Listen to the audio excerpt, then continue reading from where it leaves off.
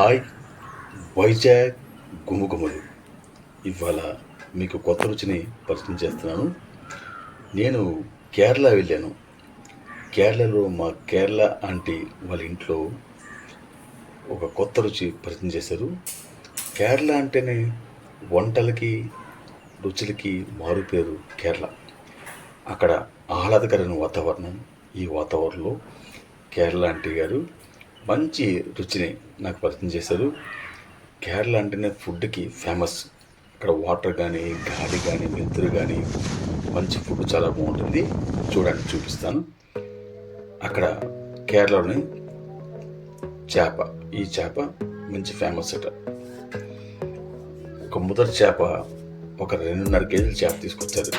నేను వచ్చాను కదని చెప్పేసి మంచి కేరళ చేప తీసుకున్నారు. పీసులు కూడా మంచి సైజు ముక్కలు కోయించారు. ఇక్కడ కుకింగ్ చాలా డిఫరెంట్గా ఉంటుంది కేరళ.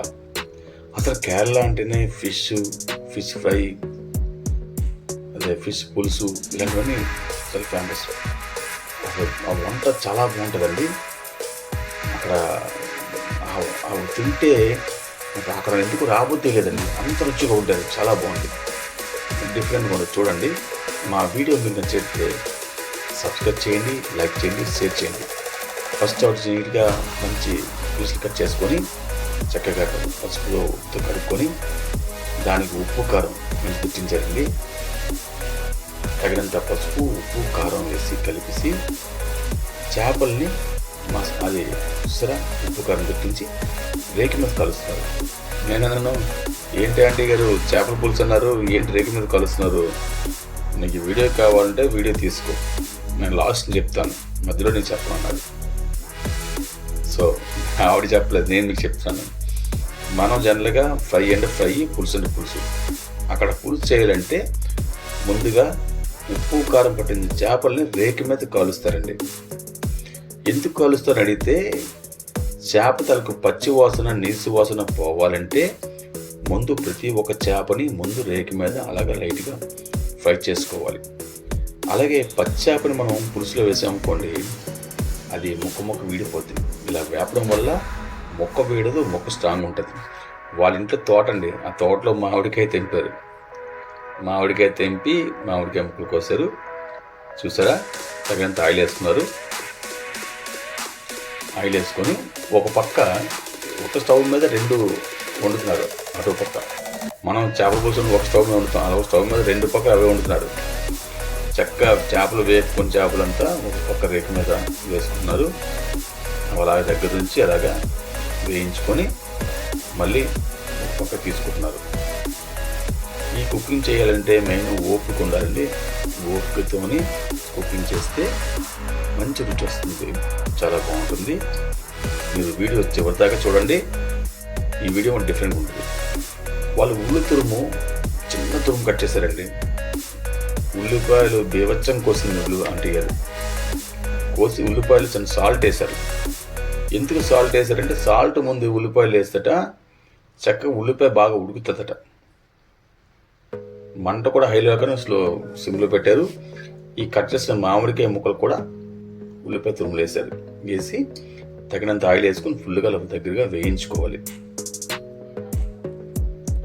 ఒక పక్క ఉల్లిపాయలు, మామిడికాయ ముక్కలు తురుము వేగుతుంది, ఒక పక్క చేపలు లైట్గా వేపుతున్నారు.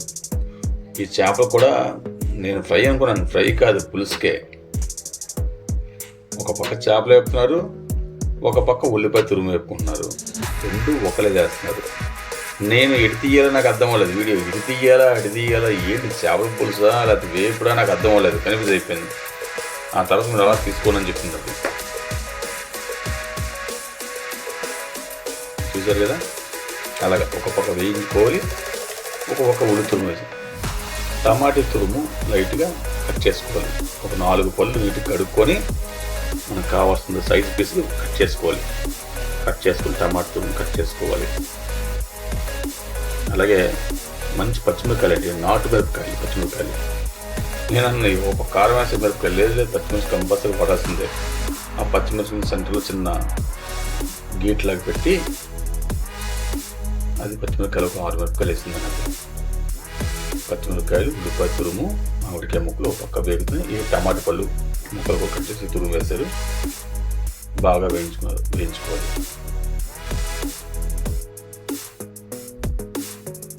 రెండు పక్కల వంట చేయడం చాలా కష్టం అండి. ఒక పక్క దీంట్లో మర్చిపోతే ఒక పక్క చేపలు మర్చిపోతాం. అది మాడిపోతే మనం తినలేం. చూసారా, ఒక పక్క కొత్తిమీర కట్ చేస్తుంది ఆవిడ. చిన్న తురుము కట్ చేసుకో కొత్తిమీర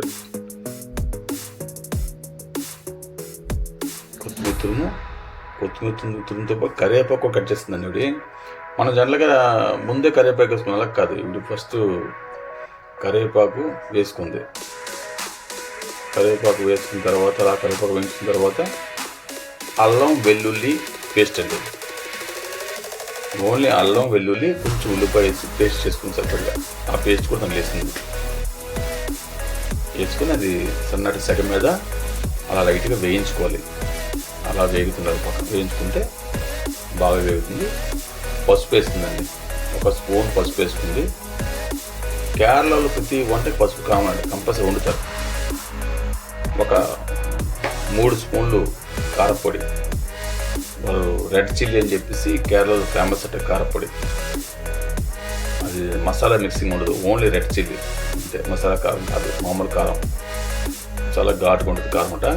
ఆ కారం పొడి దీంట్లో వేసింది. మళ్ళీ చేపల్లో కారం సాల్ట్ కారం కలిసి వేగిపోయింది. ఆ వేగిపోయిన తగినంత వాటర్ వేసుకోవాలి. వాటర్ వేసుకున్న తర్వాత మూత పెట్టింది. ఒక పులుసు మరుగుతుంది సరే. నాకు ఆ పులుసు వాసన చూసే నాకు తిననిపించింది. ఇప్పుడు వేపుకొని చేపలు ముక్కలు ఆ పీసులు అలా నీట్గా పులుసులో వేసుకోవాలి అన్నమాట. అలా వేయించుకోవాలి. అలా వేసుకొని ఆ చేపల పులుసు అలా బాగా ఉడికే వరకు మనం ఓపికగా అన్ని చేపలు దాంట్లో వేసింది. చూసారా, చక్కగా ఈ చేపలు వేపిన చేపలు పులుసులో వేయడం వల్ల ఆ పులుసు ఉప్పు కారం బాగా పడుతుంది, ఆ పులుపు కూడా బాగా పడుతుంది. చాలా బాగుంటుంది అన్నమాట. అది ఇప్పుడు కట్ చేసిన కరివేపాకు కొత్తిమీర అవి ఎలా మీదన వేసిందన్నమాట. అలా వేసుకోవాలి. వేసుకొని కొంచెం సిమ్లో పెట్టుకుంటే చక్కగా పులుసు అలా ఉడుకుతుంది. చూసారు కదా ఎంత కలర్ఫుల్గా ఉందో. ఇప్పుడు రైస్లోకి పెట్టింటే అగా చూసారా పులుసు వేశారు. మంచి సరైన సైజు పీస్ అండి వేశారు. ఇంకా లేట్ ఎందుకు, ఇంకా పొట్టు పట్టాల్సిందే. మా వీడియో నచ్చినట్లయితే సబ్స్క్రైబ్ చేయండి, లైక్ చేయండి, షేర్ చేయండి. వైజాగ్ గుమగుమలు.